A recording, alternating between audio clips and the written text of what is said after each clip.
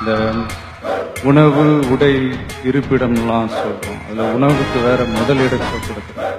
ஆனால் அதை கொடுக்குற விவசாயிக்கு பசி ஈஸியாக தீந்துறதுனால தான் நாமளும் அவங்கள பற்றி அதிகமாக நினைக்கிறது இல்லையா நமக்கு. அதாவது காசு கொடுத்தா கூட சாப்பிட்றதுக்கு எதுவுமே கிடைக்காதுன்ற ஒரு நிலைமை வந்தால் தான் நம்மளாம் புரிஞ்சுக்கணும். இது அவசியம்ன்ற விட அவசரமும் கூட. ஏன்னா ஆல்ரெடி நமக்கு ஆரோக்கியம் இல்லாத உணவு தான் கிடைச்சிக்கிட்டு. இப்போ கூட நம்ம முழிச்சிக்கலன்னு நினைக்கிறேன், அடுத்த சங்கதிக்கு இது கூட கிடைக்காது. ஒரு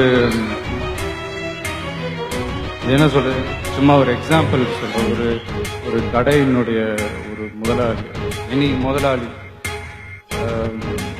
தான் உற்பத்தி பண்ற ஒரு பொருளை இன்னொரு கடையில போய் வாங்க மாட்டாங்க.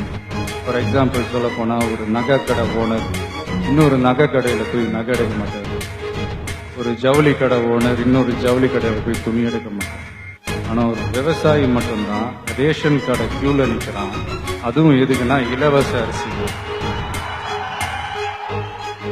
இது இந்த இந்தியா இந்த வல்லரசு ஆகணும், அதாகணும், இதாகணுன்றதுலாம் கூட அப்புறம் விவசாயிங்க நல்லா வாழ்ற அரசா மாறும். அதான் ஏதோ தோணுச்சு, பேசிட்டேன்.